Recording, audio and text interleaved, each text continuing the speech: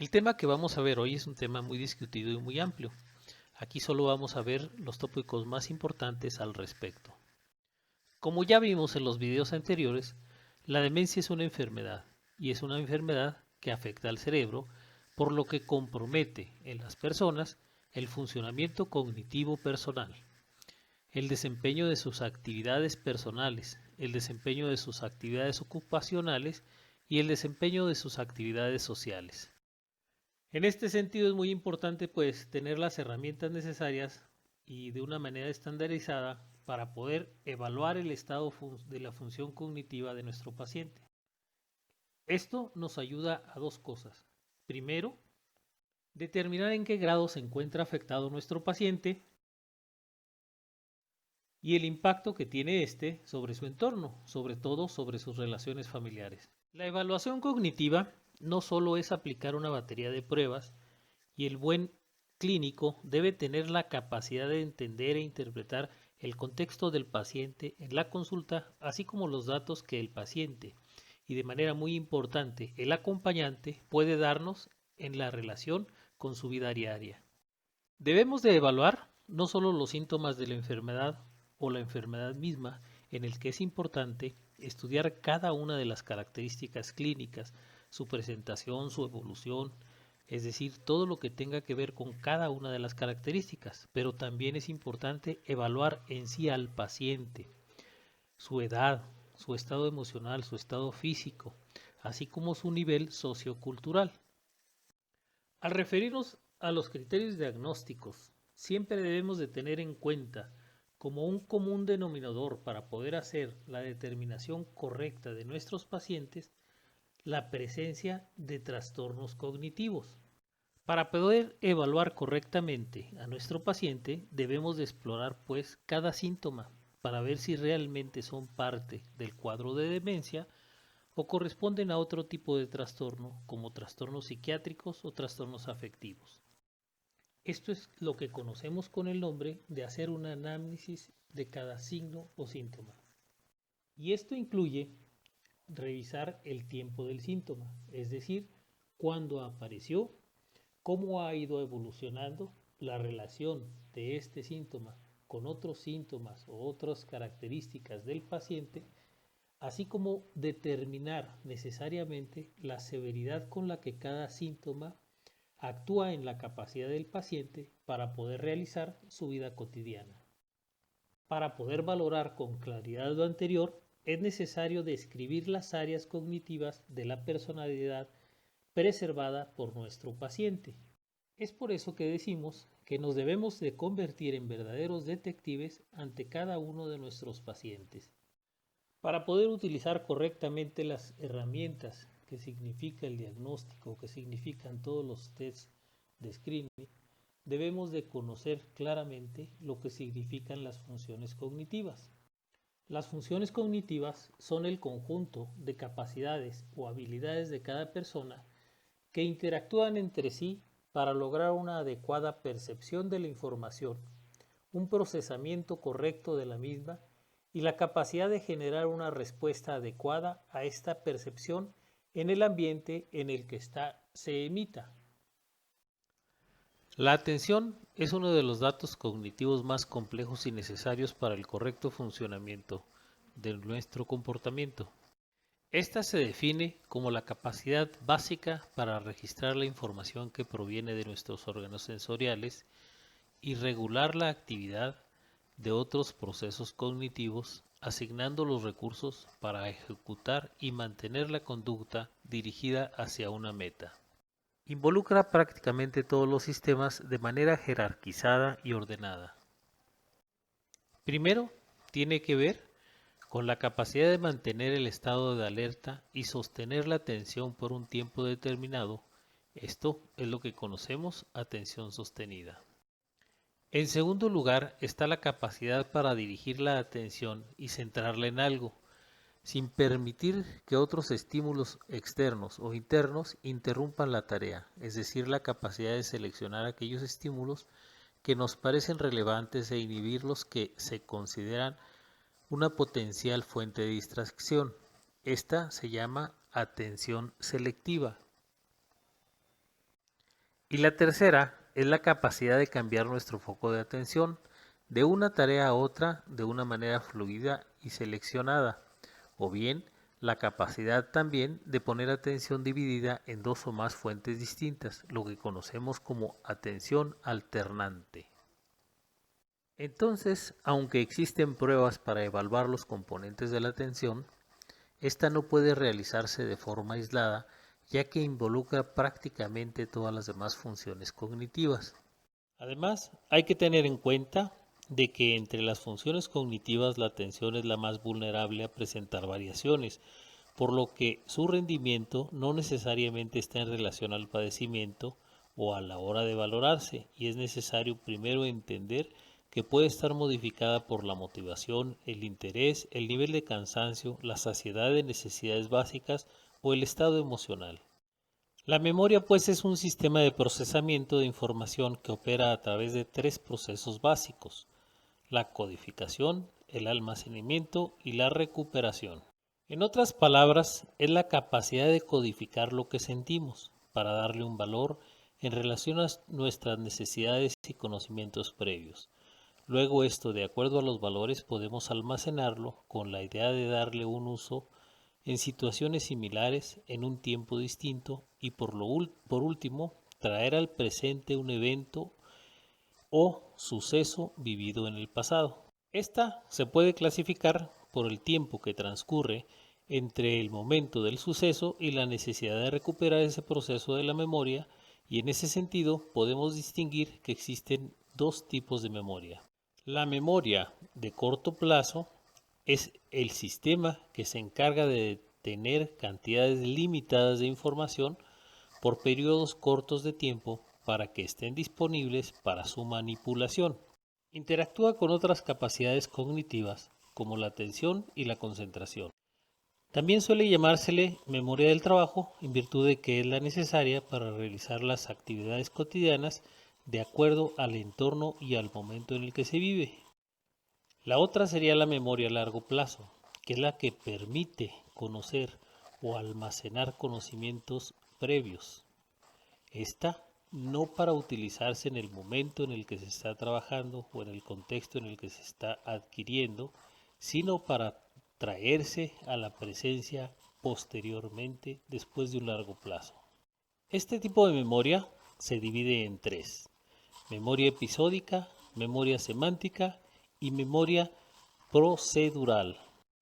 Al evaluar la memoria, es importante saber en primer lugar cuál de estos sistemas se encuentra afectado, pero también es importante identificar en cuál de las etapas del procesamiento de la información hay alteraciones que comprometan la capacidad de recordar.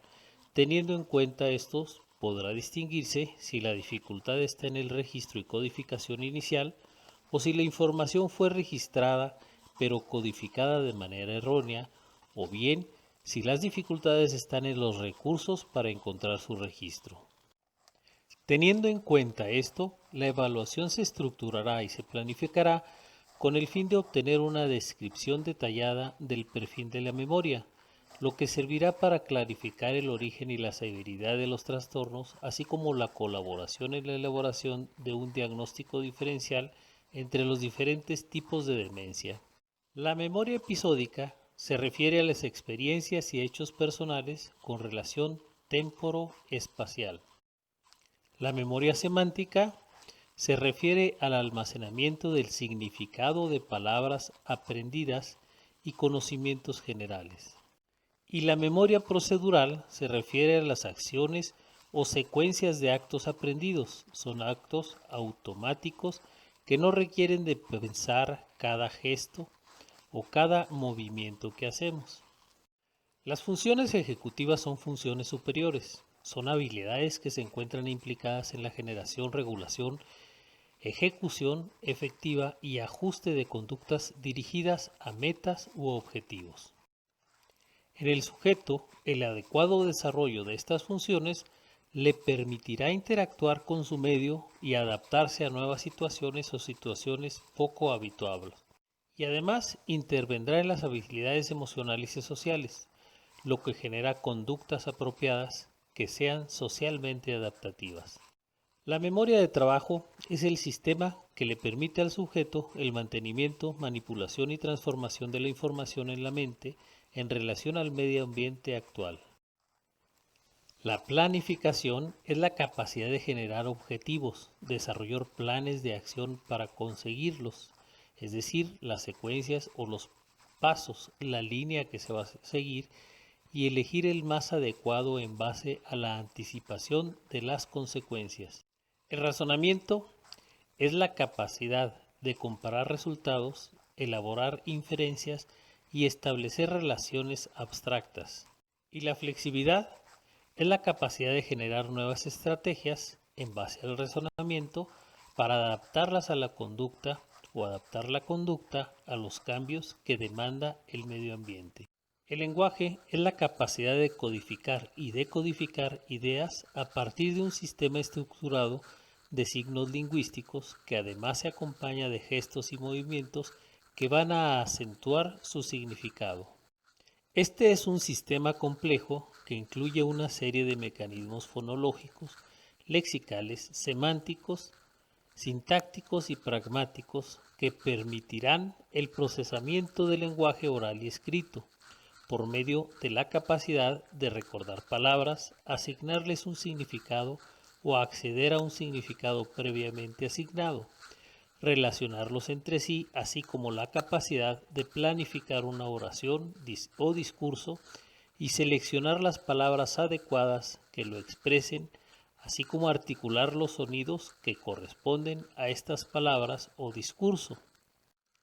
La capacidad del clínico para conocer y poder distinguir cada una de estas funciones le permitirá una descripción clara del funcionamiento lingüístico y la detección de alteraciones lingüísticas que pueden ser propias de un cuadro clínico en particular. Además de que es importante que tenga en cuenta que el lenguaje está íntimamente relacionado con el nivel educativo del sujeto, por lo que debemos tener en cuenta este concepto para poder realizar una evaluación realmente oportuna y clara. Debemos de evaluar, pues, la expresión, que es la capacidad de formular ideas con sentido y de manera gramaticalmente correcta. La comprensión, que es la capacidad de entender el significado de las palabras e ideas. El vocabulario, que es el conocimiento del léxico. La denominación, que es la capacidad de nombrar objetos, personas o hechos. Y la fluidez, que es la capacidad de producir de manera rápida y eficaz los contenidos lingüísticos. El procesamiento espacial consiste en un conjunto de capacidades cognitivas relacionadas con el análisis, integración y organización de los objetos en el espacio visual. Permite situar a los objetos en el espacio, así como determinar su dimensión, orientación o la distancia entre un objeto y otro y la distancia del objeto con el individuo. Y esto está relacionado con los sistemas de atención y va a actuar de forma paralela e interactiva con el procesamiento visoperceptivo de los estímulos visuales. La relación espacial es la capacidad de representar y manipular mentalmente objetos en dos dimensiones. La visualización espacial es la capacidad de representar y manipular mentalmente objetos en tres dimensiones. El concepto de gnosis hace referencia a la capacidad que tenemos para reconocer elementos que son percibidos a través de las distintas modalidades sensoriales. Esto implica la capacidad de identificar o discriminar objetos, sus colores, sus contornos, su iluminación, su orientación topográfica, su olor, sabor, sonido, las diferencias entre la temperatura en relación a la piel de quien lo está tocando y reconocer también su funcionalidad. La capacidad sensorial incluye una serie de etapas para el reconocimiento, entre las que destaca el procesamiento sensitivo, que da origen a captar algún fenómeno, donde se incluye el análisis de las características o rasgos del objeto, permitiendo posteriormente elaborar una imagen integrada del mismo que representa una representación del mismo, que rápidamente nuestro cerebro comienza a discernir comparándola con las representaciones que tiene guardadas en relación a las características captadas por los sentidos y finalmente al objeto captado se le atribuye una serie de propiedades conceptuales y funcionales, accediendo entonces al sistema semántico para darle un nombre. La praxis es la capacidad de generar y realizar movimientos proposicionales aprendidos, los cuales pueden estar asociados con la utilización de herramientas o de utensilios, o simplemente a la realización de un gesto simbólico. Para lograr estos movimientos es necesario la interacción de diferentes subsistemas. El subsistema de capacidades ideatorias tiene que ver con la capacidad de acceder a las fórmulas del movimiento, a la idea conceptual de qué es lo que se va a realizar.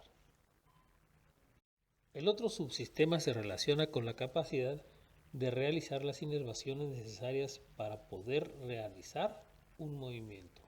El otro se relaciona con la capacidad de realizar inervaciones necesarias para poder llevar a cabo ese movimiento. En otras palabras, el primer subsistema o subsistema de ideatorias nos dice qué hay que hacer. El segundo subsistema o de subsistema de ideomotoras nos dice cómo hay que realizarlo. Las praxis están íntimamente relacionadas con el lenguaje. La capacidad semántica del lenguaje debe de ser valorada por el clínico en virtud de la necesidad de hacer un diagnóstico preciso. En esta evaluación intervienen la capacidad visual, la capacidad espacial y la capacidad motora. Pero también está presente y debemos de valorar la capacidad de planeación del paciente y la capacidad de ejecutar lo planeado. El análisis de las habilidades visoconstructivas tiene relación con la capacidad para hacer dibujos bidimensionales o tridimensionales de objetos que se ensamblen por elementos, determinando la relación de las partes del mismo, así como su orientación y la relación con el espacio.